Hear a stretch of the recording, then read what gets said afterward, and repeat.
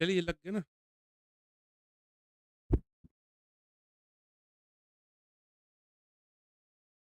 Hello students.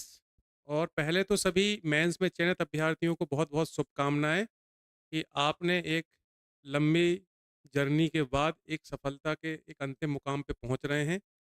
तो उसी क्रम में हम लोग इंटरव्यू प्रोग्राम, जैसे कि हर बार आप लोग देखते आए हैं, काफ़ी सीनियर वरिष्ठ मेंटर्स के उसमें लाते हैं। तो उसी क्रम को आगे बढ़ाते हुए हम लोगों ने फिर एक इंटरव्यू प्रोग्राम लॉन्च किया है। और आप देख पा रहे होंगे सामने पोस्टर भी खुला हुआ है। एक कुछ मेंटर्स के नाम हैं, अभी बहुत सारे मेंटर्स और भी जुड़ेंगे क्योंकि एक पोस्टर में सभी के नाम मेंशन कर पाना संभव नहीं होता है। तो कुछ वरिष्ठ लोगों के नाम मेंशन करके बाकी लोग इसमें शामिल हो पाएंगे। और आप इसमें कॉन्टैक्ट नंबर भी दिए हैं, तो आप कॉल करके जो लोग यहाँ देख रहे हैं यहाँ पे अपने मित्रों को भी सूचित कर सकते हैं जो सिलेक्टेड हुए हैं। तो आज मुझे बताते हुए बड़ी खुशी हो रही है कि इस प्रोग्राम की शुरुआत जो हम लोग कर रहे हैं, शरद सर जो अभी डिप्टी डायरेक्टर के पद पे हैं, तो उनका एक मार्गदर्शन, चूँकि एमपीपीएससी में वो एक लंबे दौर से मेंटर भी रहे हैं, सिलेक्टेड भी रहे हैं। और प्रेजेंट टाइम में देखा जाए तो इंटरव्यू में कुछ ऐसी बारीकियां रहती हैं कि जो एक अधिकारी स्तर पे, जो चूँकि वो खुद वहाँ से चयनित होके आए हैं, तो वो एक आपको हो सकता है कुछ एक नया ऐसा कुछ फीडबैक मिले जो जनरली नहीं मिल पाता है। तो हालाँकि आप देख पा रहे होंगे, ये तो पोस्टर बस है। इसमें आप देख पा रहे होंगे एक आउटलाइन बनाई गई है इसकी। तो वो सरस सर ही अपने अनुभव से पूरा डिस्क्राइब करेंगे। अब चूँकि ये प्रोग्राम हम दोनों का एक मर्ज प्रोग्राम था, आरंभिका और वीएस एजुकेशन का। तो शुरुआत में मैंने कहा सरस सर को मैं इंट्रोड्यूस कर दूँ। सरस सर, तो मैं चाहता हूँ कि सरस सर ही इसको पूरा लीड करें, क्योंकि पिछली बार मैं देख रहा हूँ पिछले 1-2 साल से उनका इंटरव्यू लगातार बहुत सारे बच्चे जुड़ रहे थे। और हमने जब ये पोस्टर जारी किया तो बहुत सारे मैसेजेस आ रहे थे एक्चुअली में कि सर क्या करें? तो सबको अलग-अलग बताने से अच्छा हम लोगों ने डिसाइड किया कि आपको एक साथ एक पूरी आउटलाइन बता देते हैं। फिर आपको अगर डाउट होते हैं, तो फिर उसके बाद आप अगर भोपाल में सेंटर पे आ सकें बहुत बढ़िया रहेगा, क्योंकि वो एक जानते हैं आप ऑफलाइन आपके जो डॉक्यूमेंट हम लोग देख पाएँगे। और चूँकि सरस सर भी समय दे पाएँगे, जो भी अपने ऑफ़िस के बाद जो दे सकते हैं। तो मेरे ख़्याल से आप लोग अगर ऑफ़लाइन आएँ तो उसको प्रायोरिटी पे रखें, और जो लोग नहीं आ पाते हैं तो वो कॉल के माध्यम से भी संपर्क कर सकते हैं, है ना? चलिए, मेरा रोल ज़्यादा नहीं है, अंत में अगर रहेगा तो आऊँगा। सरस सर से कहूँगा कि आप काफ़ी आज थोड़ा-सा लेट हो गए थे हल्का-सा, तो उस सेशन को जल्दी आगे बढ़ाएँ। सर।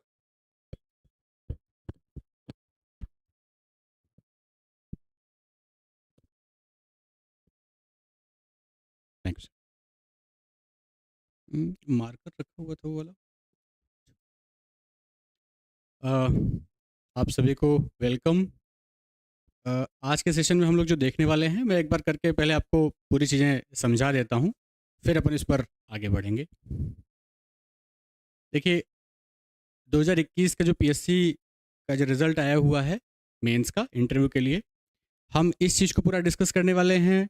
हम इसमें किन-किन चीज़ों पर चर्चा करेंगे, जो हमारे पॉइंट ऑफ डिस्कशन हैं, ये आपको दिख रहे होंगे। हम टोटल 8 पॉइंट पर डिस्कशन करेंगे। मोस्ट ऑफ जो एस्पिरेंट्स हैं, जो इंटरव्यू के लिए जो कैंडिडेट्स क्वालिफाई हुए हैं, उनको इसी में दिक्कत जाती है। हम एक एक करके हर एक फॉर्म पर डिस्कशन कर लेंगे। मैं लाइव में भी आपसे जुड़ा हुआ हूँ, आप अपनी सारी क्वेरीज मुझसे पूछ सकते हैं डायरेक्टली, ठीक है? कुछ सेगमेंट्स लेंदी हैं, आप या तो टेलीफोनिक कन्वर्सेशन के माध्यम से उसको क्लियर करिए, या फिर देखते हैं अभी क्लास के बाद आपके कितने डाउट्स होते हैं, ठीक है? तो ये हमारा इंटरव्यू बोर्ड है जो हम लोग अभी स्टार्ट करेंगे। हालाँकि अभी एक लंबा समय है आप लोग के इंटरव्यू में, और हमारा एक्सपेक्टेशन ये है कि पीएससी ने जैसे आज एक इंटरव्यू जो शेड्यूल था पहले से असिस्टेंट रजिस्ट्रार वाला, उसको अभी उन्होंने पोस्टपोन किया है। तो उम्मीद ये है कि 1-2 महीने के बाद होगा। लेकिन डैब फॉर्म भरने की जो डेट है, उसको मद्देनज़र रखते हुए आपको ये पहले से बहुत सावधानी से एक-एक शब्द जो आप उस पर लिख रहे हैं, ध्यान रखिए कि आपके द्वारा लिखा गया एक-एक शब्द, उसी पर आपसे सवाल होंगे, ठीक है? इंटरव्यू बोर्ड जो है, उसके पास में आपका अनुप्रमाणन और आपका जो व्यक्तिगत विवरण फॉर्म है, ये दोनों होते हैं वहाँ पे, और आपसे वो सारे के सारे सवाल लगभग उसी बिहाफ़ पर करते हैं। तो बहुत संजीदगी के साथ में इसको अपन देखेंगे। मैं एक-एक करके इसको बस डिस्कस कर रहा हूँ। देखिए, सबसे पहले नंबर पे उपस्थिति पत्रक, आपको Madhya Pradesh public service commission MPPSC की वेबसाइट पर जाना है। वहाँ पर आप सबसे ऊपर देखेंगे डाउनलोड फॉर्मेट्स, ठीक है? डाउनलोड फॉर्मेट्स का एक कॉलम है, उसको आप क्लिक करेंगे तो उस पे आपको ये सारे डॉक्यूमेंट्स मिलेंगे। पीएससी ने जो रिजल्ट आउट किया है, उसमें उसने लास्ट में लिखा है कि आपको ये सारे दस्तावेज अपने साथ में ले करके आने हैं। और उसको फिल करिए सही तरीके से। आपके द्वारा जो जानकारी ये सही लग रही है वो आप उस पर फिल करें, है ना। अभी हम बात करेंगे कि इसको ये कहने का क्या मतलब है। ये उपस्थिति पत्रक है। ये सिंपल सा एक फॉर्म है जिसमें आपको अपना नाम, रोल नंबर, परीक्षा का नाम, आपने किस पद के लिए यहाँ पर एंट्री की है या आप किस पद के लिए वहाँ पर आवेदन कर रहे हैं, ठीक है, किस पद के लिए और कौन सा विभाग है, ये मैं रिपीट करूँगा फिर से। उपस्थिति पत्रक का सिंपल सा मतलब ये होता है कि आप उस दिन पीएससी के ऑफिस इंदौर पहुँच गए थे और आपने उस दिन उस इंटरव्यू को अपीयर किया है। इसका केवल इतना ही मतलब है, ज़्यादा इसमें स्ट्रेस नहीं लेना है। जितने पॉइंट्स इसमें लिखे हुए हैं ये मैं आगे कहीं ना कहीं डिस्कस करूँगा, ठीक है। इस पूरे इंटरव्यू प्रोग्राम का जो सबसे इम्पोर्टेंट जो फॉर्म है वो आपके सामने खुला हुआ है, जिसको हम व्यक्तिगत विवरण पत्रक, पर्सनल इंफॉर्मेशन फॉर्म, ठीक है ना, ये कह रहे हैं। और पीएससी के जो बोर्ड मेंबर्स हैं, जो अध्यक्ष हैं, उनके पास में यही पूरा का पूरा फॉर्म रहता है, ठीक है। इस पर अपन एक एक करके बात कर लेते हैं। सबसे पहले आवेदन नंबर, यानी आपका जो एप्लीकेशन नंबर रहा होगा, है ना, वो पूछा जाएगा, वो आपको फिल करना है। रोल नंबर देखिए यहाँ पर दिया हुआ है। एग्ज़ाम में आपका जो रोल नंबर रहा होगा वो आपको फिल करना है। आपकी जो इंटरव्यू की डेट है वो आपको फिल करनी है। यहाँ पर पासपोर्ट साइज़ के फ़ोटोग्राफ्स का एक फ़ोटो उन्होंने पूछा हुआ है, इस पर आपको एक फ़ोटो लगाना है। कोशिश करिए कि मोस्ट अपडेटेड यानी लेटेस्ट जिस पे डेट लिखी हो ऐसा कोई फ़ोटो आप लगाएं। कई बार हुलिया जो है वो चेंज हो जाता है ना। तो कोई बहुत पुराना फ़ोटो मत लगाइए, लेटेस्ट वाला लगाइए और उसके ऊपर नीचे ऐसे हस्ताक्षर करिए। साइन कैसे किया जाए, आधा साइन आपके कागज़ पर होना चाहिए इस फॉर्म पर और आधा साइन आपके फ़ोटोग्राफ्स पे होना चाहिए। फ़ोटोग्राफ्स को आप चाहें तो चिपका सकते हैं गम के साथ में, ग्लू के साथ में, या आप उसको स्टेपल भी कर सकते हैं। ज़्यादा बेहतर तरीका ग्लू से चिपकाना है ना, ताकि कभी वो स्टेपल जो पिन है वो कभी हटे तो वो निकल ना जाए। विज्ञापन क्रमांक, नोटिफिकेशन की जो डेट है, आपने जो परीक्षा दी है, आप सभी को पता है कि आप कौन सी अधिसूचना के जारी होने के बाद इस परीक्षा को दिए हैं, इसलिए उसको फिल करिए। परीक्षा का नाम यहाँ पर आपको फिल करना है मध्य प्रदेश लोक सेवा आयोग द्वारा, है ना, जो विज्ञापन जारी किया गया है उसकी डेट, ये आपका परीक्षा का नाम है, ठीक है। आवेदित पद का नाम, तो आपको यहाँ पर लिखना है कि विज्ञापन में वर्णित समस्त पद। मैं फिर से इसको रिपीट कर रहा हूँ, ये बहुत इंपॉर्टेंट चैप्टर है, बहुत इंपॉर्टेंट नंबर है, सीरियल नंबर 6 पर जो दिया हुआ है, आवेदित पद का नाम, ठीक है। किस पद के लिए आपने आवेदन दिया है, यहाँ पर आपको लिखना है विज्ञापन में वर्णित समस्त पद, ठीक है। समस्त पद मैं इसलिए लिख रहा हूँ क्योंकि मैं ये मान के चल रहा हूँ कि बहुत कम ऐसे अभ्यर्थी हैं जो किसी पोस्ट के लिए बाहर होंगे, ठीक है ना। अगर अदरवाइज एक सामान्य जो कैंडिडेट होता है, जो सामान्य उम्मीदवार होता है, वो इंटरव्यू में लगभग पीएससी के सभी पदों को फिल करता है। आपकी कैटेगरी उसमें हो सकती है कि आप जनरल से हैं, ईडब्ल्यूएस से हैं, ओबीसी से हैं, एससी से हैं, एसटी से हैं, आप दिव्यांगजनों में से हैं, है ना। गर्ल्स के लिए कौन से पद हैं, कैटेगरी वाइज अगर आप उसके लिए एलिजिबल हैं तो विज्ञापन में वर्णित समस्त पद, ये आपको लिखना है वहाँ पर, ठीक है। विभाग का नाम जो आप देख रहे हैं यहाँ पर आपको लिखना है विज्ञापन में वर्णित समस्त विभाग, है ना। अभी मैं लास्ट में आपको दिखाऊंगा कि कितनी पोस्ट होती है पीएससी में और कौन, हर एक जो पद है वो किस विभाग का है ना। मान लीजिए कि आप वाणिज्य कर अधिकारी को भर रहे हैं तो वाणिज्य विभाग, है ना, वो जो आपका विभाग है, आप उस विभाग के उस पद के लिए आवेदन दे रहे हैं, तो विभाग का नाम मतलब विज्ञापन में वर्णित समस्त विभाग, ठीक है, ये लिखना है। कई लोग आपको ये भी इसमें गुमराह करेंगे कि मध्य प्रदेश लोक सेवा आयोग लिख दो, क्योंकि अभी आपका कोई विभाग नहीं मिला हुआ है। ये गलत, आपको कोई कुछ बोलने वाला नहीं है। अगर आप इस फॉर्म में आप कुछ गलत भर देते हैं तो आपको कोई कुछ नहीं बोलने वाला, लेकिन अगर फॉर्म गलत तरीके से भरा गया है तो इंटरव्यू बोर्ड आपको डांट सकता है।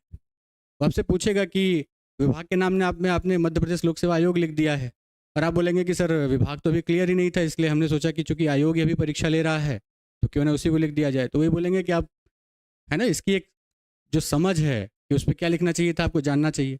और अगर आपके बायोडाटा फॉर्म में कुछ गड़बड़ियाँ होती हैं तो उसका रिफ्लेक्शन आपके ऊपर होगा। आप इंटरव्यू दे रहे हैं और शुरुआत के ही 2-4 क्वेश्चन में आपको डांट पड़ जाए, आप डिमोरलाइज हो जाएंगे, ठीक है। बहुत साफ सुथरी मैं इसमें एक सुझाव और दूंगा कि जिन लोगों की राइटिंग अच्छी नहीं है, उसके बावजूद अगर वो मेंस पास कर लिए हैं तो सबसे पहले तो उन लोग को कॉन्ग्रेचुलेशन। बट अगर राइटिंग अच्छी नहीं है तो आपके आसपास में जिनकी राइटिंग बहुत अच्छी है, जो छोटा लिखते हैं, है ना, उनका प्रेजेंटेशन बहुत बढ़िया है, ऐसे किसी व्यक्ति से अपना ये फॉर्म भरवा लीजिए बैठा करके, ताकि उसमें जो जानकारी लिखी जाए वो आपकी जानकारी हो। फॉर्म जो दिखने में अच्छा होता है, ध्यान रखिए कि जब तक आप बोलते नहीं हैं तब तक आपका जो नॉन वर्बल कम्युनिकेशन है उसके नंबर मिलते हैं। तो आपके फॉर्म में जो राइटिंग है उनको देख करके भी आपके प्रति एक अच्छी धारणा बनती है, सकारात्मकता आती है ना। तो एक काम ये भी करिए जाए। बाकी देखिए फिर इसमें लिखा हुआ है आवेदित पद का नाम, आगे लिखा हुआ है आवेदक का नाम हिंदी में, अंग्रेजी में। हिंदी में तो आप लिखेंगे ही, इंग्लिश में जब भी लिखें तो हमेशा इसको कैपिटल वर्ड में लिखें, कैपिटल लेटर में लिखें, ठीक है। पिता या पति का नाम, है ना, जो मैरिड लोग हैं, खासकर गर्ल्स जो हैं वो अपने पति का नाम लिखें अगर यूज़ कर रही हैं वहाँ पर तो। और जो पिता का तो खैर समझ ही रहे हैं सभी कैंडिडेट्स जो कि अनमैरिड हैं, चाहे बॉयज़ हों या गर्ल्स, वो यहाँ पर यूज़ करेंगे। डेट ऑफ बर्थ आप देख रहे हैं, डेट ऑफ बर्थ को कैसे भरा जाए हाई स्कूल प्रमाण पत्र के आधार पर, तो हाई स्कूल में कैसे लिखा जाता है। मान लीजिए कि आपकी डेट ऑफ बर्थ है 12 अक्टूबर 1996, ठीक है। तो आपको यहाँ पर समझ रहे हैं ना, ये देखिए लिखा हुआ है दिनांक होगी 12 अक्टूबर 1996, लेकिन ये जो शब्दों में लिखा हुआ है यहाँ पर आपको क्या लिखना है, आपको यहाँ पर 12 अक्टूबर 1996 नहीं लिखना है ना। आप वहाँ पर आपको इस तरीके से लिखना पड़ेगा कि 1 2 ऐसे करके आपको लिखना पड़ेगा। ये बात आप समझ पा रहे होंगे, ठीक है। तो ये पार्ट है। दिनांक 1/1/2020 लिखा हुआ है। अगर आप 21 का एग्ज़ाम दे रहे हैं तो उसमें जनवरी 2022 जो है वो उसमें डेट दी गई है। अगर आप 23 का एग्ज़ाम देंगे तो उसमें जनवरी 2024 डेट काउंटिंग की डेट दी हुई है। तो जो भी डेट आपको यहाँ पे लिखनी है 2000 के बाद में, 20 के बाद में 22 23 24 वट एवर जो भी आप इंटरव्यू दे रहे हैं वहाँ पर लिखिए और वहाँ से अपनी उम्र की गणना करिए, ठीक है। क्योंकि कुछ पद जो हैं उनके लिए उम्र की एक सीमा है, वहाँ पर निर्धारण किया गया है इस तरीके का। जन्म स्थान, शहर, तहसील, जिला और राज्य आप देख रहे हैं, ये बताने वाली बात नहीं है, ये आप फिल कर पाएंगे। अपन आगे चलते हैं, देखते हैं इसमें कि और क्या चीज़ है, ठीक है। देखिए यहाँ पर एक कॉलम लिखा हुआ है, यदि आवेदक मध्य प्रदेश का निवासी है तो कितने वर्षों से निवास कर रहा है। सवाल बहुत स्पष्ट है, लाइन में लिखा हुआ है कितने वर्षों से निवास कर रहा है, अगर वो मध्य प्रदेश का मूल निवासी है तो भी, ठीक है। तो कई लोग क्या करते हैं, यहाँ पे लिख देते हैं जन्म से, ये सही जानकारी नहीं है। आप यहाँ पर लिखिए हाँ, अगर आप मध्य प्रदेश के निवासी हैं तो लिखिए हाँ, और उसके ब्रैकेट में लिखिए आप जितने वर्ष के हैं। जैसे एक व्यक्ति मान लीजिए कि 27 वर्ष का पूरा हो चुका है तो वो लिखेगा हाँ और 27 वर्ष ब्रैकेट में, ठीक है। ये सही तरीका है इसको फिल करने का। क्या आवेदक मध्य प्रदेश के घोषित आरक्षित श्रेणी का सदस्य है।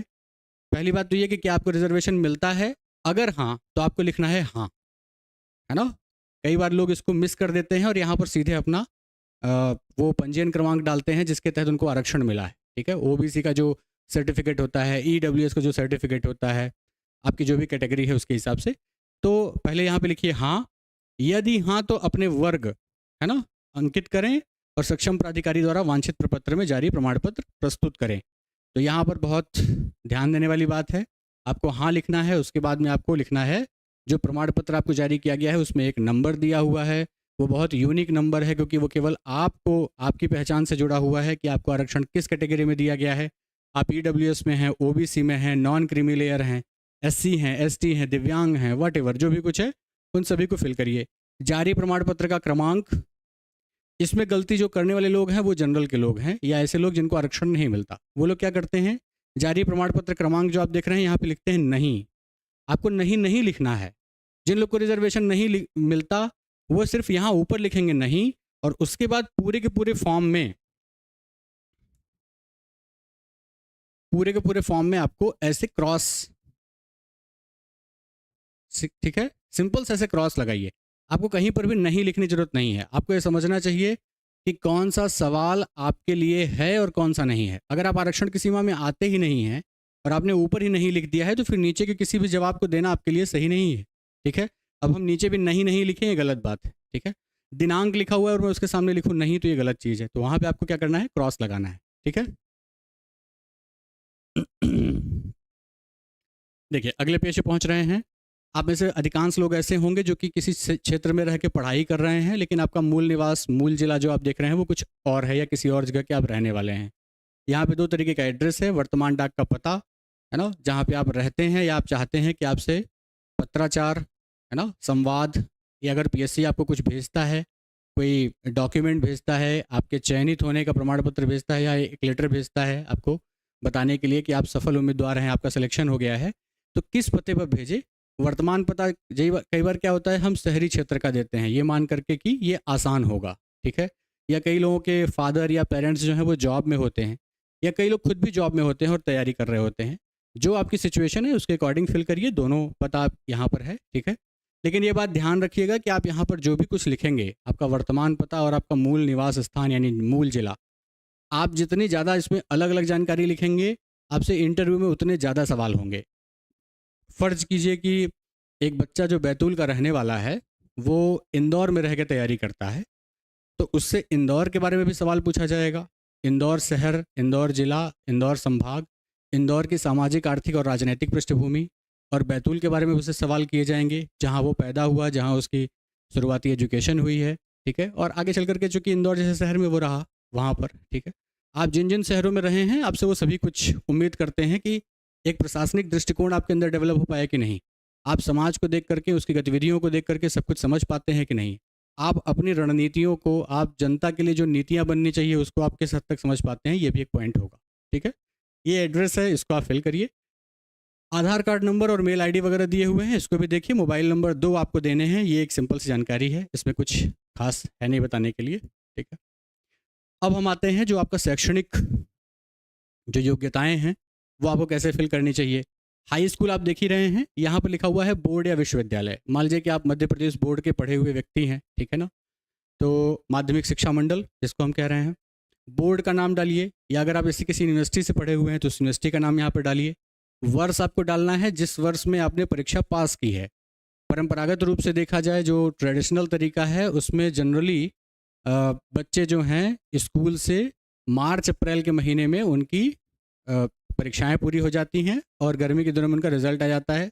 जुलाई से नया सेशन शुरू होता है, तो आप वहाँ पर अपनी वो डेट डालिए जिस डेट पर आपको पास होने का सर्टिफिकेट मिल गया है, और दिनांक आपको डाल देनी है। आपके मार्कशीट पर ये डेट और ये वर्ष डला हुआ है, बिना गलती किए सिर्फ उसको कॉपी पेस्ट करिए, ठीक है। श्रेणी, प्राप्तांक, प्रतिशत, ग्रेड, ये यहाँ पर इसलिए ऐसा लिखा हुआ है क्योंकि कुछ परीक्षाएं जो है उसमें CGPA सिस्टम आ चुका है, जिसमें A+ इस तरीके की चीज़ें आ रही हैं। कई जगहों पर अभी भी परसेंटेज वाला चल रहा है कि 70% है, 75% है, 95 जो भी कुछ आपके परसेंटेज हैं। अपने प्रतिशत को लिखिए। श्रेणी भी लिखनी है कि क्लास 1 मुझे इतने नंबर मिले, मैं प्रथम श्रेणी में पास हूँ, फर्स्ट डिवीजन में पास हूँ, और मेरे परसेंटेज कितने हैं, है ना। ग्रेड वाइज जो भी आपका जिस भी तरीके के सिस्टम से आपने पढ़ाई की है वो आपको लिखना है यहाँ पे। परीक्षा के विषय पूछे गए हैं, तो परीक्षा के विषय में आपको क्या लिखना है।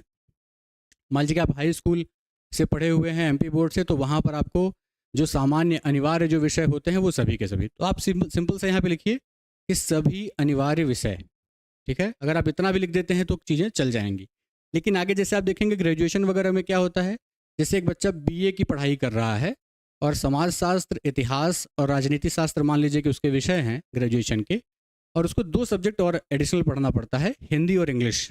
अब तो एक नई चीज़ और भी आ गई है पिछले कुछ सालों से, उद्यमिता, एंटरप्रेन्योरशिप का भी पेपर होता है अलग से। तो आप वहाँ पर ये लिखिए कि मुख्य विषयों के साथ साथ, है ना, आपके जो सहायक विषय हैं वो भी, ठीक है। तो ये अपनी जानकारी आप ऐसे दे पाएंगे। ये आपकी संस्था का नाम है, शैक्षणिक संस्थान का, ये इसलिए भी लिखा गया है ताकि इससे हम ये कंफर्म कर पाएँ कि आप भारत या मध्य प्रदेश के किसी बहुत फेमस अगर संस्थान के पढ़े लिखे व्यक्ति हैं तो उसका एक अलग प्रभाव होता है ना। मतलब इंटरव्यू जो बोर्ड है वो भी प्रभावित होता है इस बात से कि आप मध्य प्रदेश के या भारत के या किसी अन्य जगह के किसी बड़े फेमस संस्थान से आप पढ़े हैं, शैक्षणिक संस्थान थे, तो सबसे संस्थान का नाम डालिए वहाँ पर। अभियुक्ति या संलग्नक का मतलब यह है कि क्या आपको कभी डिस्टिंक्शन मिला है किसी चीज़ में। 75% से ऊपर का जो मार्क्स है, आप सभी समझते हैं कि डिस्टिंक्शंस क्या होते हैं। अगर ऐसी कोई अभियुक्ति मिली है या कुछ ऐसी जानकारी जो इसको आपको बताना चाहिए, तो वो आप इसमें संलग्नक क्रमांक डाल दीजिए। संलग्नक का मतलब ये है कि आप अपने डेटा के साथ में जो ये फॉर्म अगर आप भेज रहे हैं, आप इंटरव्यू बोर्ड को वो आप संलग्नक के रूप में भी दिखा सकते हैं, बता सकते हैं क्या कुछ है, तो ये आपकी विशेष योग्यता के तहत काउंट किया जाएगा। सॉरी। देखिए यहाँ पर एक कॉलम ये भी है, अनिवार्य शैक्षणिक अर्हताएं। जो लोग पहली बार इस फॉर्म को भर रहे हैं वो बहुत ध्यान से सुने।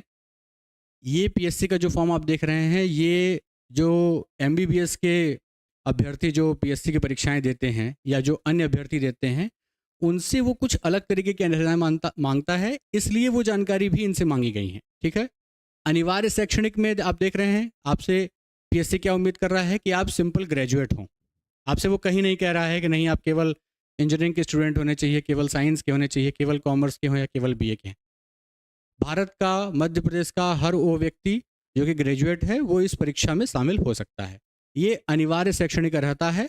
पोस्ट ग्रेजुएशन अगर आपका है तो उसको आप फिल करिए, नहीं है तो आप इसको स्किप कर सकते हैं। लेकिन इसमें बहुत सारे उम्मीदवारों को मैं एक बात बताना चाहूँगा, ये फैक्ट कि मान लीजिए कि आपने 2015 या 16 में आपने अपना ग्रेजुएशन किया है और तब से आप लेकर के अभी तक पीएससी की तैयारी कर रहे थे और आप केवल सिंपल ग्रेजुएट हैं, तो इसका एक नकारात्मक प्रभाव पड़ेगा, है ना। बात कड़वी है लेकिन कहनी चाहिए। मैं नहीं बताऊंगा तो आपको बाद में पता चलेगा। ठीक है। तो आपको ये जानना चाहिए कि इसका एक नकारात्मक प्रभाव पड़ेगा कि आप 2016 में ग्रेजुएट हुए हैं और आज लगभग आप लोग का जब इंटरव्यू होगा तब 2024 आ चुका होगा और 8 साल के बीच में आपने पोस्ट ग्रेजुएशन की कभी कोई ज़रूरत नहीं समझी।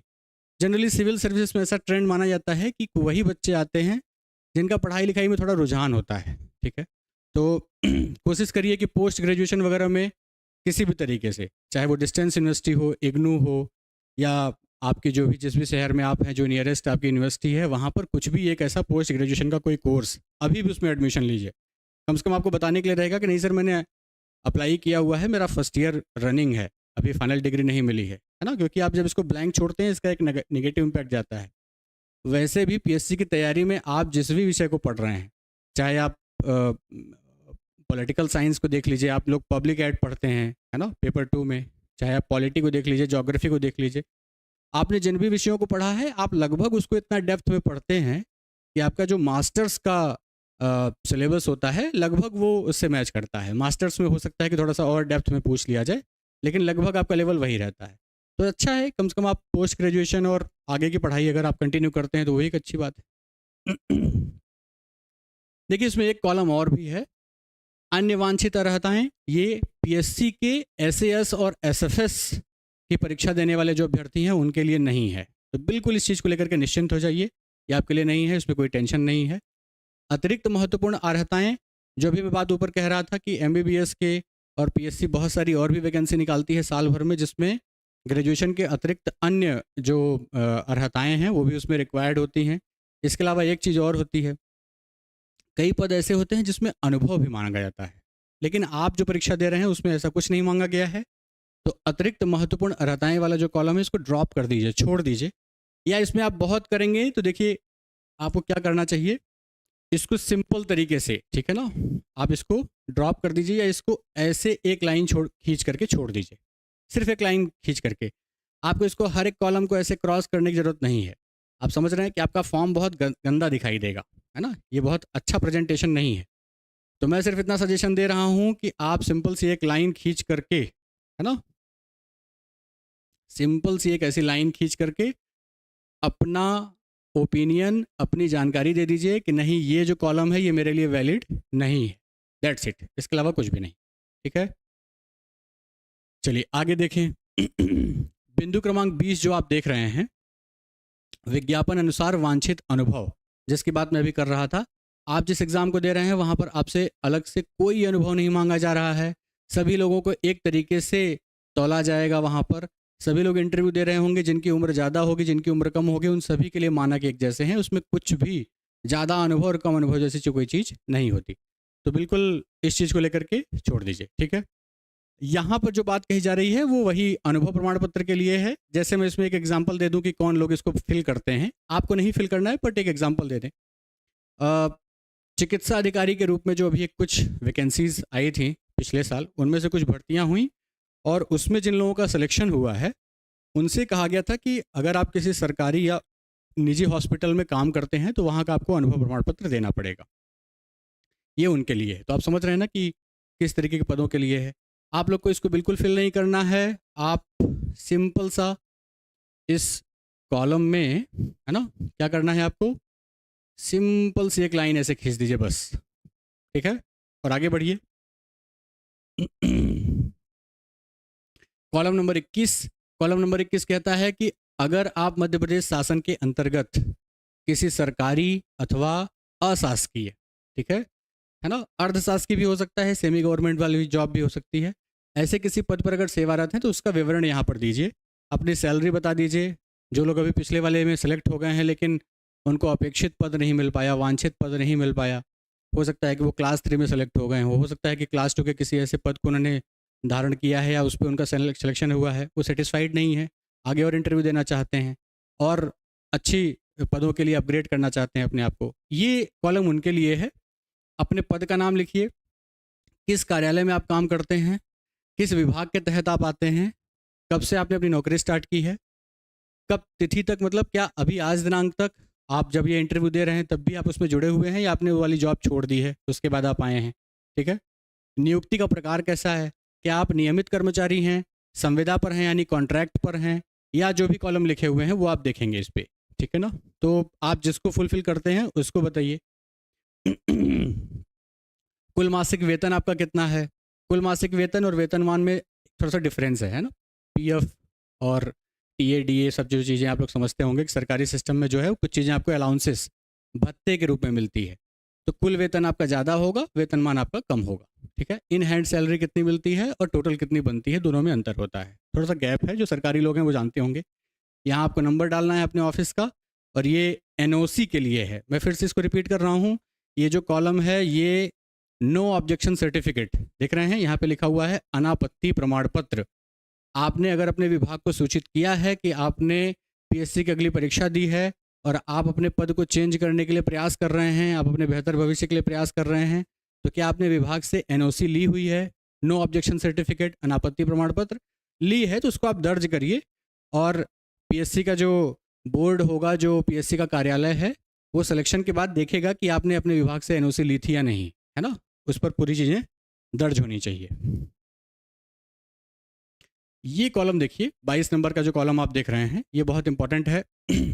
ये कह रहा है कि अगर आप मध्य प्रदेश शासन की सेवा में नहीं है और किसी निजी कंपनी में, किसी प्राइवेट कंपनी में काम कर रहे हैं तो उसका विवरण बताइए, है ना। तो आप इसकी जानकारी भी दे सकते हैं। आप किसी प्राइवेट कंपनी में काम कर रहे हैं तो वही सारे कॉलम, वही सारी जानकारी, है ना, कितनी सैलरी, क्या कुछ है। निजी क्षेत्र के लिए जो है वो एनओसी वाली कोई चीज़ लगती नहीं है, लागू नहीं होती। पीएससी के लिए तो कम से कम लागू नहीं होती है। आप चाहें तो इसको दे सकते हैं या आप चाहें तो सीधे निजी कंपनी को, ये आपका और निजी कंपनी के बीच का एक समझौता होता है, इससे पीएससी को कोई लेना देना नहीं है, ठीक है। आप निजी कंपनी को छोड़ रहे हैं, क्या इससे उसको नुकसान हो रहा है, इससे पीएससी कोई लेना देना नहीं है, ये आपका और उस कंपनी के बीच के संबंध हैं। हो सकता है कि उसने बॉन्ड भराया हो और हो सकता है कि वो आपके ऊपर कुछ इस तरीके की रिकवरी या जो भी कुछ है, तो वो एक अलग मुद्दा है, बट यहाँ पर फिल करने के हिसाब से कुछ भी नहीं है, ठीक है। जो सबसे घातक पॉइंट है और जिसको अक्सर बच्चे मिस करते हैं, हालांकि उसमें लिखने के लिए ज़्यादा कुछ नहीं है, लेकिन मैं फिर से बताऊं आपको कि जो 23 नंबर कॉलम आप देख रहे हैं, अधिकांश विद्यार्थी जो कि इसको भर रहे होते हैं फॉर्म को, वो इस कॉलम में गड़बड़ियां करते हैं। आपको यहाँ पर क्लियर कट लिखना है नहीं। 23 नंबर कॉलम जो है वहाँ पर लिखा हुआ है कि क्या आप उम्र सीमा या आयु में कोई छूट चाहते हैं। पीएससी के किसी भी पद में आपको इस तरह की कोई छूट नहीं मिली हुई है, इसलिए आपको सभी लोगों को यूनिवर्सली जो है यहाँ पर लिखना है नहीं, ठीक है। कई बार लोग क्या करते हैं, इसको मिस कर देते हैं क्योंकि उनको लगता है कि ये जो बॉक्स है ये 24 के सामने चल रहा है, ठीक है। इसको क्लियर कट लिखिए वहाँ पर। बाकी सवाल बड़े आसान से हैं। भारत के नागरिक हैं, हाँ आप होंगे ही, है ना। नेपाल, पाकिस्तान, बांग्लादेश और इस तरीके के जो नागरिकता संबंधी जो प्रावधान हैं, उसके बाहर के कौन से लोगों को भारत में सॉरी, इस तरीके के प्रावधान जो हैं वो किन देशों के नागरिकों के लिए लागू हैं, वो भी इसमें लिखा हुआ है। हाँ लिखेंगे और उसके बाद फिर आप देख रहे हैं, यदि आप भारत के नागरिक नहीं हैं तो आपको इसको क्रॉस करना है ना। ऊपर आप हाँ लिख चुके हैं तो अब नीचे आपको बार बार नहीं और ऐसा कुछ नहीं लिखना है, ठीक है ना। हाँ।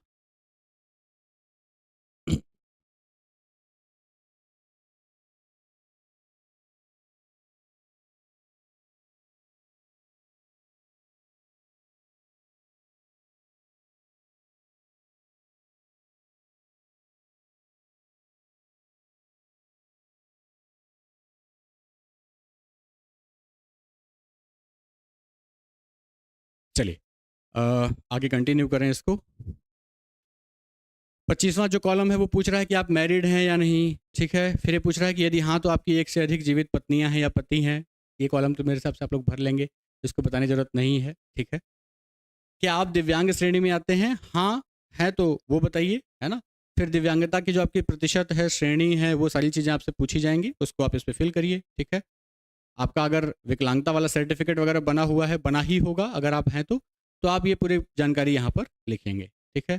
क्या आप भूतपूर्व सैनिक हैं? क्योंकि भूतपूर्व सैनिकों को भी जिसमें छूट मिलती है ना, उसमें भी एक प्राथमिकता मिलती है, वो कॉलम भी यहाँ पे लिखा हुआ है, पूरी डिटेल उसकी भरिए, ठीक है। जो लोग, अधिकांश लोग नहीं होंगे, भूतपूर्व सैनिक और दिव्यांगजनों में नहीं आते होंगे, वो पहले ही लाइन पर नहीं लिखें और बाकी सभी कॉलम पर क्रॉस लगाइए, ठीक है। ये एक सही तरीके की मेथड है। अगला जो कॉलम आप देख रहे हैं 28 नंबर, देखिए 28 नंबर में लिखा हुआ है कि यदि किसी नियोजित खेल कूद में क्या आपने राज्य विश्वविद्यालय या महाविद्यालय का प्रतिनिधित्व किया है। ये कुल मिलाकर के जानना चाह रहा है कि क्या आप एक्स्ट्रा क्यूरिकुलम एक्टिविटीज़ में आप जीवन भर पढ़ाई ही करते रह गए, कागजों में ही, किताबों में ही डूबे रह गए, कि इसके अलावा भी आप मतलब मल्टी डायमेंशनल जिसको व्यक्ति कहते हैं, है ना, एक ऐसी पर्सनालिटी जो कि बहुत सारे क्षेत्रों में अच्छा काम कर सकती है। तो वो कुछ ऐसी जानकारी आपसे चाह रहे हैं यहाँ पर, उसको बताइए, है ना, कि आपने स्पोर्ट्स में या किसी और चीज़ में इस तरीके का अगर प्रतिनिधित्व किया है, अगर आपने लीड किया है तो उसकी जानकारी दीजिए। किया है तो संलग्न करिए, प्रमाण पत्र को भी संलग्न करिए, ठीक है। एनसीसी भारत का बहुत एक सम्मानजनक, एक बहुत प्रतिष्ठित स्कूल और कॉलेजेस की जो एक्टिविटीज़ होती हैं उसमें ये शामिल होता है। उसके बारे में पूछा गया है, कई लोग एनसीसी सर्टिफिकेट रखते हैं। इसका एक एडवांटेज, लेवरेज मिलता है आपको, मतलब थोड़ा सा उसमें प्राथमिकता भी मिलती है। तो ये कॉलम भी आप बता सकते हैं, ठीक है ना। इसको ही फिल करिए जो लोग इसमें अप्लाई हों, बहुत सारे लोग हैं। क्या आपको कभी शासकीय या अन्य सेवा से बर्खास्त किया गया है? किया गया है तो हाँ लिखिए, और उसके लिए जो अभियोजन है, जो दंडात्मक कार्यवाही है, वो बता दीजिए वहाँ पर।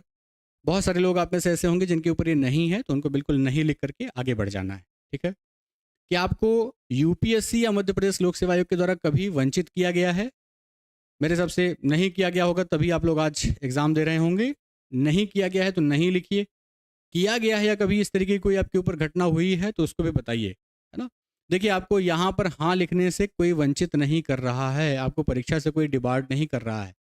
आप अपने बारे में कोई गलत जानकारी बताएंगे और कल को पीएससी को जब आपकी है ना, जब आपके डॉक्यूमेंट वेरिफिकेशन वगैरह चल रहे होंगे, या आपका जब वेरिफिकेशन चल रहा होगा और पीएससी को कुछ ऐसी गलत जानकारी मिलती है, उसके बाद वो आपको बेदखल करेगा, बाहर करेगा, तो ये गलत तरीके का इम्पैक्ट जाएगा। आप चीज़ों को छुपा नहीं सकते, ये बात बिल्कुल आपके दुरुस्त होनी चाहिए, ठीक है। तो अपनी तरफ से सारी इन्फॉर्मेशन को बिल्कुल ट्रांसपेरेंट मैनर में दीजिए।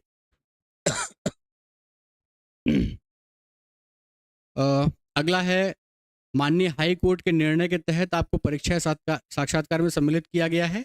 यदि हाँ तो याचिका का विवरण दें। ये एक घटना है जो आप सबको जाननी चाहिए, और हालांकि आप सभी इससे वाकिफ़ हैं अच्छे तरीके से। कई बार हाई कोर्ट जो है, वहाँ पर जो उन लोगों ने पहुँच करके याचिका दायर की है, सिर्फ उन्हीं को परमिशन मिली है एग्ज़ाम देने की। हालांकि अभी थोड़ा सा कुछ अलग तरीके के भी निर्णय आए हाई कोर्ट के। ये कॉलम उससे संबंधित है कि क्या आपको हाई कोर्ट में याचिका दायर करने के बाद, हाई कोर्ट के आदेश के बाद पीएससी ने आपको परमिशन दी, या अगर इससे हट करके, इससे मुख्तलिफ अगर आपकी कंडीशन है, दोनों के बारे में बताइए। हाँ है तो हाँ लिखिए और याचिका क्रमांक लिखिए, नहीं है तो नहीं लिखिए और यहाँ पर क्रॉस लगाइए, है ना, सभी जगहों पर। 33 कॉलम है, आप अपने संबंध में यदि कोई विशेष जानकारी देना चाहें जो आपके चयन में सहायक हो, जैसे अभिरुचियाँ। ये एक बहुत बड़ा कॉलम है जिसमें अक्सर स्टूडेंट्स के सबसे अधिक सवाल इसी में होते हैं, है ना। हॉबी, हालांकि यहाँ पर एग्जैक्टली आप देख रहे हैं ऐसा हॉबी जैसा कोई वर्ड नहीं लिखा है, लेकिन बहुत लंबे प्रैक्टिस के बाद लगभग पीएससी ने भी ये स्वीकार कर लिया है कि ये हॉबी ही पूछी जा रही है ना। अपने बारे में ऐसी कोई जानकारी जो आपको, है ना, आपकी अभिरुचि या प्रकाशन आदि के संबंध में आप बताना चाहें, जो आपके चयन में सहायक हो। आपके चयन में सहायक हो मतलब जिसको देख के ऐसा लगे कि आप प्रशासनिक गतिविधियों में इन्वॉल्व थे, या पहले से आपकी गतिविधियां इस तरीके की थीं जैसा कि प्रशासन चाहता है, जिसको हम OLQ कहते हैं। OLQ, देखिए मैंने बोर्ड पे लिखा है ना। OLQ का मतलब ऑफिसर लाइक क्वालिटीज़, ठीक है। तो अगर ऐसी कोई क्वालिटी है तो उसको बताइए। हॉबी के बारे में आपको एक जानकारी दे दूं कि हॉबी में बस एक पॉइंट ये है कि बहुत सोच समझ के उसको भरिए। आप में से 90% लोग जो पहली बार इंटरव्यू दे रहे होंगे, उनको ये समझ में ही नहीं आता है कि मेरी कोई हॉबी है भी या नहीं। तो हॉबी अपने आप में एक बहुत गूढ़ प्रश्न है। 2 तरीके की हॉबीज़ होती हैं, एक नकारात्मक होती है और एक नकारात्मक ना कहें, एक कहें कि निष्क्रिय तरीके की है और एक सक्रिय तरीके की है। जैसे मैं एक एग्जांपल से आपको बताना चाहूँगा। क्रिकेट खेलना एक सक्रिय हॉबी है और क्रिकेट देखना एक निष्क्रिय तरीके की हॉबी है। फ़िल्में देखना एक निष्क्रिय हॉबी है और फ़िल्में बनाना या कहानी लिखना या नाटक को गढ़ना या कविताएँ लिखना या साहित्य का सृजन करना, ये एक क्रिएटिविटी है, ये एक सक्रिय या क्रियाशीलता का परिचायक है। ठीक है? तो हॉबीज़ कई तरीके की हैं। कोशिश करिए कि अपने आप को आप में से जितने लोग नहीं समझ पा रहे हैं या नहीं आइडेंटिफ़ाई कर पा रहे हैं कि मेरे अंदर क्या हॉबी है, वो एक बार पहले अपनी पूरी पर्सनैलिटी पर, अपनी पूरी दिनचर्या पर एक बार सोचिए। क्योंकि आप पीएससी की तैयारी कर रहे थे तो आप किताब तो पढ़ते ही होंगे, आपका लिटरेचर से संबंध रहा होगा, आप सोशल मीडिया पर अगर एक्टिव हैं, जैसे कि हमारी सराउंडिंग, हमारी दुनिया आज की डेट में चल रही है, न्यूज़ आप पढ़ते रहे होंगे, सोशल मीडिया पर भी आपकी बहुत सारी एक्टिविटीज़ रही होंगी। चीज़ों को बहुत व्यवस्थित तरीके से चूज़ करिए। लेकिन कुछ लोग बहुत उटपटांग तरीके की हॉबीज़ लिखते हैं। जैसे अभी हम लोग पिछला वाला इंटरव्यू ले रहे थे 2020 का, तो उसमें 1-2 लोगों की हॉबीज़ में जैसा हमें मिली, मेरा सुझाव है कि ऐसी हॉबी लिखने से बचिए। ठीक है? 1 मिनट।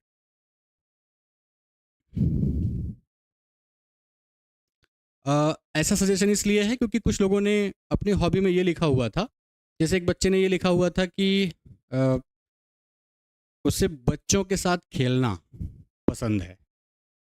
बच्चों के साथ खेलना एक हॉबी नहीं हो सकती। ऐसा सामान्य अवधारणा है।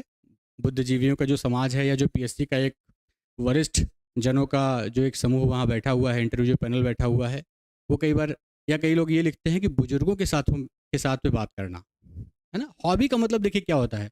हॉबी का मतलब एक ये है कि जब आप अपने काम से, जो आपका रोज़मर्रा का रूटीन है, उससे जब आप थक जाएँ, तो उसके बाद आप कुछ ऐसा काम करते हैं जिससे कि आपको री एनर्जाइज़ होने का मौका मिलता है। आप वापस से ऊर्जावान हो जाते हैं। जैसे कई लोग जो है वो म्यूज़िक सुनना पसंद करते होंगे। आप बिल्कुल जब थक के चूर हो जाते हैं और उसके बाद फिर आप अपना मन पसंदीदा, है ना? जो आपका फ़ेवरेट सिंगर या जो भी कोई है, आप उसको जब सुनते हैं तो बिल्कुल मतलब आपका गूज़ बम्प्स वाली जो फ़ीलिंग होती है, वो इस तरीके की आती है और आप एकदम बिल्कुल, है ना? वापस से ही उतनी एनर्जी फिर से फ़ील करते हैं। तो हॉबी जिनका लिटरेचर में इंटरेस्ट होता है, वो आप देखेंगे कि घंटों-घंटों तक वो लिटरेचर में इन्वॉल्व रहते हैं। ठीक है? ऐसे बहुत सारे लोग हैं, हर एक फ़ील्ड में काम करने वाले लोग हैं। जो स्पोर्ट्स एडिक्ट होते हैं, उनके लिए भी ऐसी चीज़ है ना? तो नेगेटिव वाली जो हॉबी है, थोड़ा-सा उसको लिखने से बचिए। अगर आप अनुमान ही लगा रहे हैं कि मेरी कौन-सी हॉबी है, तो उस पर एक चर्चा करिए और चर्चा के बाद कुछ अच्छा अपने बारे में लिखिए। आप में से कई लोग ऐसे भी होंगे जो कि सर्च करने के बाद अपने डैफ में लिखेंगे कि सर हॉबी तो हम लिख ही नहीं पा रहे हैं। तो एक बार बात करिए, हम आपको एक लंबी लिस्ट देंगे, उसमें से कुछ एक चूज़ कर लीजिए। हालाँकि ये सही तरीका नहीं है, हर एक व्यक्ति की अपनी हॉबी होती है। बट चूँकि आप आइडेंटिफ़ाई नहीं कर पा रहे हैं, इसलिए कुछ ऐसी हॉबी रखिए जिससे कि चीज़ें, है ना? आप एक ऐसे एग्ज़ाम में इन्वॉल्व हैं, पीएससी का जैसा रूटीन चल रहा है कि 5-5 साल तक एग्ज़ाम फाइनल नहीं कर पा रहा है, तो आपको पेशेंस की भी बहुत ज़रूरत है, मेडिटेशन की बहुत ज़रूरत है, आप ध्यान करिए, है ना? अपने आप को बिल्कुल फिज़िकली फ़िट रखिए। आप योग भी लिख सकते हैं, ध्यान करना लिख सकते हैं, है ना? शारीरिक वर्जिश लिख सकते हैं, इसमें भी कोई गलत नहीं है। लेकिन आप जिस उम्र में हैं, यंगस्टर्स खासकर जो कि वहाँ पर पीएससी का एग्ज़ाम देने के लिए जा रहे हैं, इंटरव्यू देने के लिए जा रहे हैं, वो जब ऐसी बातें लिखते हैं कि बच्चों के साथ में बात करना, बच्चों के साथ में खेलना या बुजुर्गों के साथ में बात करना, तो ये अपने आप में बड़ा ख़राब टाइप का कि हॉबी है और ये मतलब है भी नहीं। ये भी हो सकता है कि वो आपको इसमें घेर लें या आपका कई बार, है ना, डाँट का भी सामना करना पड़े। एक बच्चे ने लिखा था कि मम्मी से बात करना, है ना, ये उसकी हॉबी थी और हम लोग मॉक कर रहे थे वहाँ पर, तो हमने भी उनसे पूछा, हमने कहा कि ये हॉबी हो नहीं सकती वहाँ पे। हालाँकि उस बच्चे ने बहुत बखूबी इसको हैंडल किया। उसने कहा कि सर क्यों नहीं हो सकती है? फिर उसने उसको एक्सप्लेन भी किया, उसने कहा कि सर मेरे फादर नहीं हैं और मदर मेरी जहाँ कहीं भी रहती हैं, मैं उनसे दूर रहता हूँ और जब भी मैं बहुत स्ट्रेस में होता हूँ तब मैं उनसे बात करता हूँ। फिर उसने अपना रूटीन भी बताया, जैसे वो पहले पीएमटी की तैयारी करता था और वो कोटा में रहता था। तो उसकी मदर जो है वो मध्य प्रदेश यहाँ के जिस भी ज़िले में रहती थी, वो यहाँ से मॉर्निंग में उसको कॉल करती थी, उसको उठाती थी, बात करते थे। मतलब बहुत डिस्टेंस होने के बावजूद, फिज़िकली बहुत डिस्टेंस होने के बावजूद दोनों में बहुत अच्छा एक कन्वर्सेशन, एक संवाद आपको देखने को मिलेगा। कुल मिलाकर के उस बच्चे ने जस्टिफाई कर लिया था, लेकिन हर एक व्यक्ति इसको जस्टिफाई कर पाए इसकी उम्मीद कम होती है। ठीक है, तो हमारा एक सजेशन है, बाकी है ना, आप लोग लिखिए उस पर जो भी आपको लिखना हो, है ना, कोशिश करिए कुछ पॉजिटिव पॉइंट लिखें, ऐसा लिखें जो क्रिएटिव टाइप का है वो, ठीक है। और आप जो भी कुछ लिखें उम्मीद करिए कि उस पर आपको बढ़िया तरीके की का नॉलेज हो, है ना, आप उसको बता पाएँ कि एडमिनिस्ट्रेशन में ये कैसे हेल्प करेगा, मेरी जो हॉबी है वो किस तरीके से प्रशासन में हेल्प करेगी, ठीक है ना, प्रशासनिक कार्यों की कुशलता के लिए, दक्षता के लिए कैसे हेल्पफुल होगी और मेरे चयन में कैसे सहायक है, ये भी एक पॉइंट है वहाँ पे, ठीक है। चलिए, ये उम्मीदवार द्वारा घोषणा पत्र जो भरा गया है कि मैंने इस फॉर्म में जो भी कुछ जानकारी दी है वो सब कुछ सही है, ये आपको साइन करना है और ये फिल करना है, इसमें कुछ नई चीज़ नहीं है, ठीक है। सॉरी। चलिए आगे बढ़ते हैं, और ये अनुप्रमाणन फॉर्म है। अनुप्रमाणन फॉर्म की खासियत है कि इसमें आपको अपने बारे में वो डिटेल्स देनी है, कभी आपके ऊपर कोई केस तो नहीं हुआ, कभी कोई पुलिस एफआईआर, किसी आपराधिक गतिविधि में आप इन्वॉल्व तो नहीं रहे, आप मध्य प्रदेश के कौन कौन से जिलों में रहे हैं, पिछले 5 साल में आप कितनी जगहों पर 1 साल से अधिक समय के लिए रहे हैं, आपको ऐसी कुछ जानकारी इसमें देनी है। बाकी सारी जानकारी जो आपने अभी बायोडाटा फॉर्म में दी है वो लगभग इसमें आपको रिपीट करनी है, ठीक है। फिर भी मैं एक बार पढ़ के आपको दिखा देता हूँ इसको। देखिए, ये जो पहला कॉलम आप देख रहे हैं उसमें सिर्फ ये लिखा हुआ है, कॉलम नंबर 1 में या पॉइंट नंबर 1 में सिर्फ ये लिखा हुआ है, ये एक तरीके की चेतावनी लिखी हुई है यहाँ पे कि आप अपने बारे में जो भी जानकारी देंगे सही देंगे, अगर आपके द्वारा दी गई जानकारी असत्य पाई जाती है तो आपके ऊपर जो है वो कार्यवाही की जा सकती है, आपके चयन के उपरांत भी, ठीक है। सेकंड पॉइंट में लिखा हुआ है कि आपके ऊपर कोई ऐसा अभियोजन, आपराधिक जो प्रकरण दर्ज होता है, ऐसा कोई अगर हुआ है तो उसके बारे में डिटेल बताइए। ये भी आप बता सकते हैं कि केस अभी चल रहा है या केस ख़त्म हो गया है, केस तो मेरे ऊपर दायर हुआ था। कई बार हम पारिवारिक वैमनस्य का सामना करते हैं, या कई बार पड़ोस में, या कई बार सामुदायिक संघर्ष होते हैं और अपोजिशन पक्ष जो होता है वो प्रतिशोध की भावना से आपके ऊपर गलत तरीके से केस दायर करा देता है। जो भी चीज़ें, जो भी जिसकी जानकारी है उसको पूरा आपको यहाँ पे देना है, ठीक है। आपको अपना नाम, शहर, गांव, ज़िला, जो भी कुछ है वो सभी डिटेल आपको यहाँ देनी है। ये देख रहे हैं वही सारी डिटेल जो वहाँ पे थी, आपको सब कुछ वहीं फिल करनी है।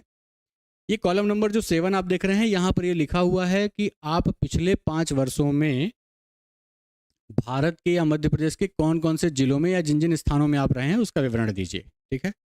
तो ये एक कॉलम है, आपको फिल करना है। जैसे मान लीजिए कि आप मान लीजिए कि मंडला के रहने वाले हैं या बालाघाट के रहने वाले हैं, आप भोपाल में रहे, जबलपुर में रहे और फिर अंतिम में आप इंदौर में रहे। पिछले 5 वर्षों में मान लीजिए कि 1 साल, 1.5 साल ऐसे करके आप रहे, तो आपको तीनों जगह की जानकारी देनी है उस पर, ठीक है।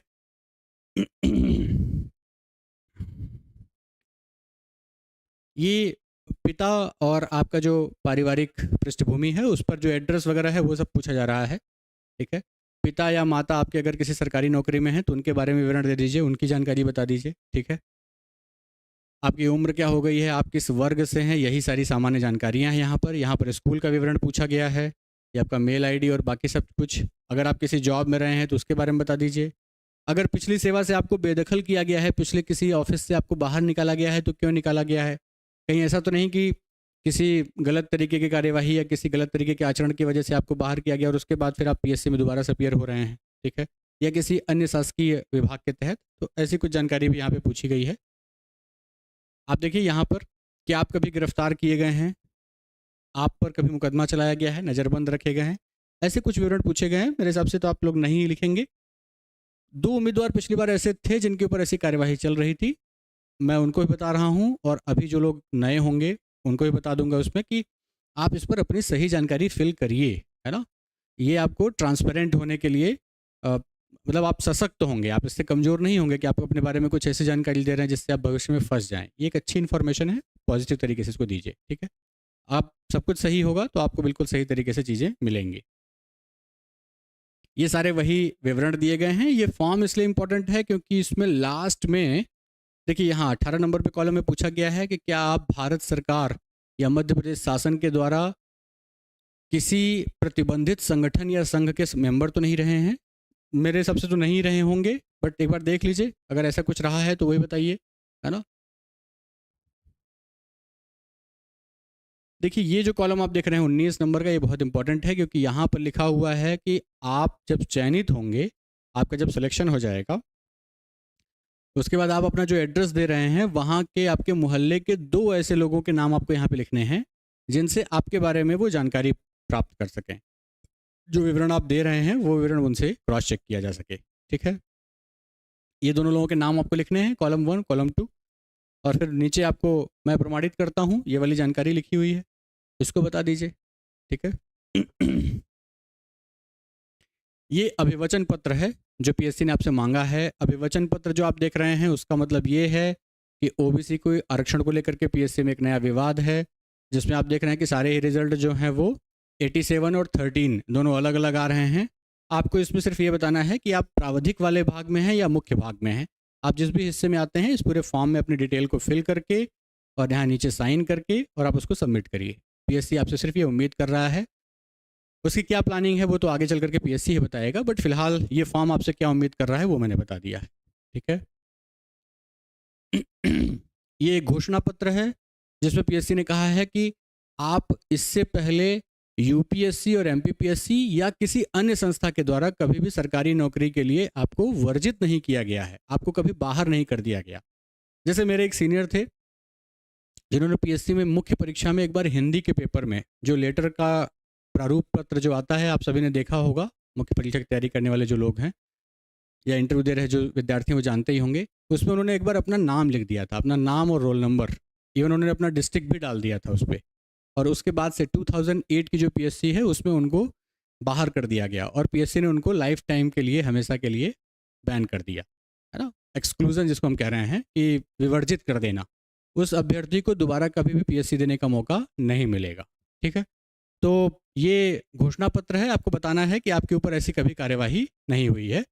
वही एक तरीके से ये एफिडेविट है, शपथ पत्र है, हलफनामा जिसको हम कहते हैं, वो उसी अंदाज में लिखा हुआ है। परिशिष्ट प्रपत्र 1, ये जो पेज आप देख रहे हैं, आप जब पीएससी को अपने पूरे दस्तावेज भेजेंगे तो आप इसका प्रिंट आउट निकालेंगे। जितने भी अभी तक अपन ने डॉक्यूमेंट्स के बारे में पढ़ा, जितना भी देखा, उसके अतिरिक्त आपका जो आवेदन फॉर्म है, आपने अभी तक शुरू से लेकर के पीएससी प्रीलिम्स से लेकर के मेन से लेकर के जितने भी दस्तावेज फिल किए हैं, आपका मूल निवासी आय प्रमाण पत्र, जाति प्रमाण पत्र, ईडब्ल्यूएस, आप जिस भी कैटेगरी में आते हैं, जिस भी तरीके से हैं, इवन आपका जो एजुकेशनल क्वालिफिकेशन है, 10th 12th ग्रेजुएशन, जो भी मार्कशीट और आपकी जो भी कुछ वो उपाधियाँ वगैरह आती हैं, उन सभी को इसमें शामिल करके आपको इस पर पेजिंग करनी है। आपने जो पूरा बंच बनाया है अपने डॉक्यूमेंट का, उसके पेज नंबर 1 से 6 तक आपने क्या संलग्न किया है वो लिखा हुआ है, और कुल कितने पेज आपने दिए हैं ये भी लिखा हुआ है। तो आपको यहाँ पर पृष्ठ क्रमांक इतने से इतने तक और कुल पृष्ठ कितने हैं उतने तक, ये पेज जब पीएससी में आपकी जो फाइल बनेगी इंटरव्यू की डेट पर, तो वो इसको चेक लिस्ट कहते हैं, जिसके आधार पर आपके पूरे डॉक्यूमेंट्स क्रॉस चेक किए जाएंगे। ठीक है, कि आपने सब कुछ दिया है या नहीं। अगर मान लीजिए कि आपने नहीं दिया है, पीएससी की डेट तक आपके पास में कोई दस्तावेज नहीं था या आप भूल गए, कोई दिक्कत वाली बात नहीं है। वो आपको समय देंगे, डेट देंगे कि आप इतने समय तक 1-1.5 महीने के अंदर इसको सबमिट कर दीजिए। उससे आपका चयन, अंतिम चयन जो है बिल्कुल भी प्रभावित नहीं होगा। इवन आफ्टर सिलेक्शन भी आप उसको सबमिट कर सकते हैं। ठीक है, तो ये एक पत्र है, देख लीजिए। अगर आपको कोई चीज़ समझ में नहीं आती जो अभी तक मैंने डिस्कस किया है, इस पूरी स्लाइड में, इस पूरे वीडियो में नंबर दिया हुआ है, आप कॉल कर सकते हैं, बात कर सकते हैं, पूछ सकते हैं कि इसमें कोई चीज़ आपको क्लियर नहीं है।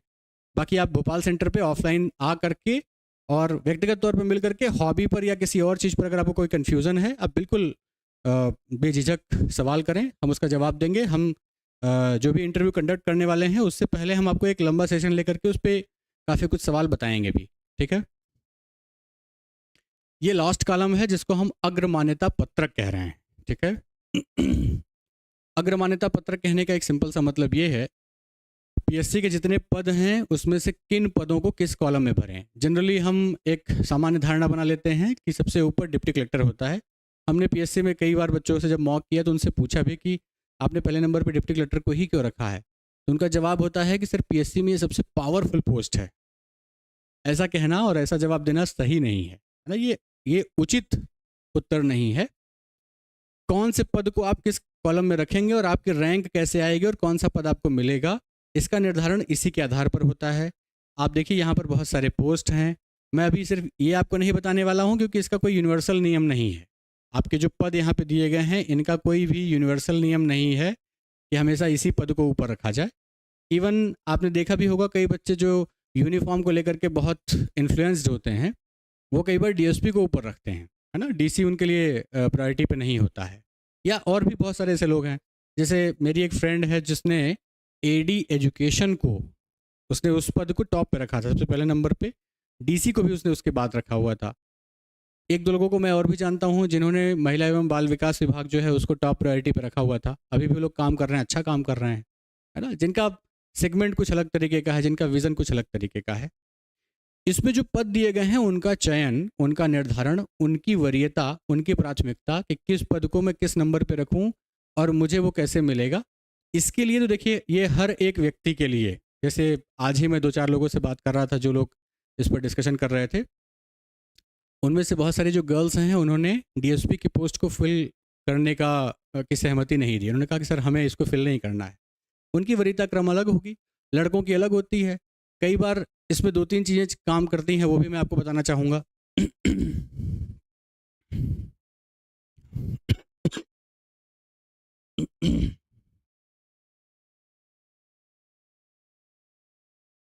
चलिए, वरीयता क्रम देखिए, जो पद हैं उनको चुनने का जो एक आधार होता है, सबसे पहला आधार तो उसमें ये है कि कुछ लोग फील्ड जॉब चाहते हैं, कुछ लोग सिटिंग जॉब चाहते हैं, ऑफिस जॉब, डेस्क जॉब जिसको हम कहते हैं।